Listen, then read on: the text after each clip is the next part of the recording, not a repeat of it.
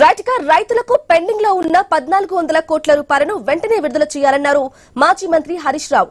ఉమ్మడి వరంగల్ జిల్లా పర్కాల కే సముద్రంలో పర్యటించారాయన.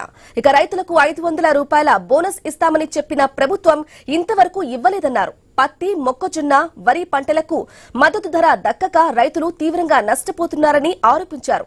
రైతులకు ఇచ్చిన ఏ హామీని ప్రభుత్వం అమలు చేయలేదని హరీష్ రావు పేర్కొన్నారు. రేవంత్ రెడ్డి గారు, నువ్వు ఆ జూబ్లీ హిల్స్ ప్యాలెస్ లో కూర్చొని అంత బాగుంది అనుకుంటున్నావు. ఒక్కసారి రా కేసముద్రం మార్కెట్ కు, ఒక్కసారి రా వరంగల్ మార్కెట్ కు.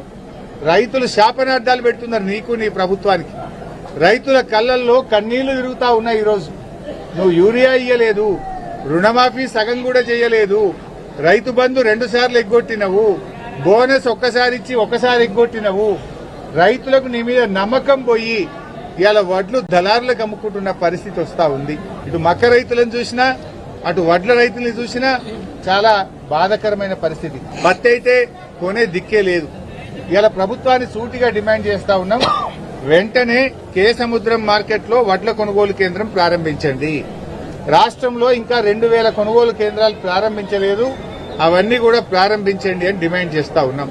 ఇవాళ మరిపెడగా 100 పడకల ఆసుపత్రి ఆన్నే ఆగిపోయింది. తొర్రూరు 100 పడకల ఆసుపత్రి అతిగతి లేని పరిస్థితి ఉన్నది.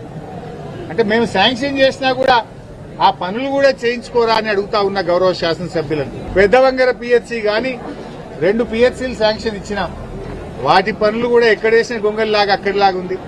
పెద్దవంగర పిహెచ్సి గాని, నరసింహులపేట పిహెచ్సి గాని పనులు ముందుకు పోతున్న పరిస్థితి లేదు. మన ఊరు మనబడి మొత్తం ఆగిపోయింది. పాఠశాలల్ని పట్టించుకునే పరిస్థితే లేదు. అయ్యా రేవంత్ రెడ్డి, నువ్వు కట్టే గురుకులాలు ఇప్పటి 2 ఏళ్లయింది.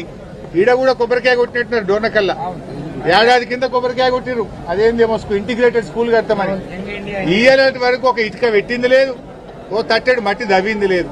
అంటే నీ 2 ఏళ్ల పాలనలో కనీసం ఆ రోడ్లను రెన్యువల్ కాదు కదా, తట్టెడు మట్టి కూడా వస్తలేవు, ఇంత డాంబర్ కూడా వస్తలేవు పొక్కలల్లా. నీ పాలన గట్లున్నది. అంటే రోడ్డు బాగలేదని రూటు మార్చుకొని రావాల్సిన పరిస్థితి వచ్చిందయ్యా రేవంత్ రెడ్డి. ఇక కోమటిరెడ్డి గారు మాట్లాడితే 60,000 కోట్లతో రోడ్లు చేస్తున్నట్టు. అదే వెంకటరెడ్డి ఏ ఊరికి పోదని చెప్పరాదు? ఏదన్నా ఒక్క రోడ్డు అన్నా గుంతలు లేకుండా ఉన్నదే రాష్ట్రంలో? కనీసం ఉన్న పొక్కలన్నా పూడ్చు, రోడ్లు మరమ్మతన్నా చెయ్యి. నీ కొత్త రోడ్లు దేవుడెరుగు, నీ 60,000 కోట్ల దేవుడెరుగు. కానీ ఈ తెలంగాణలో ఏ నియోజకవర్గం పోయినా 2 ఏళ్ల నీ పాలనలో ఎక్కడన్నా తట్టెడు డాంబర్ పోసినవా? ఒక్క రోడ్ వేసినవా? కొత్త రోడ్లు కాదు కదా, ఉన్న రోడ్లను ముందు మరమ్మతు చెయ్యి.